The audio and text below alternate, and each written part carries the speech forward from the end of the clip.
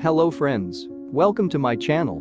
In this video, I will show you how to check Windows 11 compatibility with your PC or laptop. Now, let's start this. Step by step. Go to Microsoft's official website. That is www.microsoft.com. And click on tab C, is your PC is ready. Or you may click on tab Get Windows 11 tab right below there.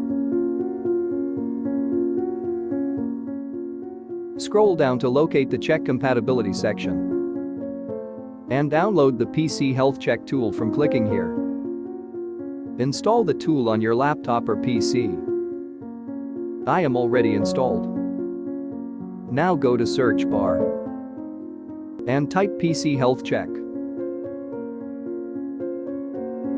Click here to open it. Now click on the notification, which says Introducing Windows 11. Click on the Check Now button. The app will then tell you if your PC is compatible or not. Here my laptop is compatible. If it is not, the app will showcase a full list of reasons as to why do your PC not support Windows 11.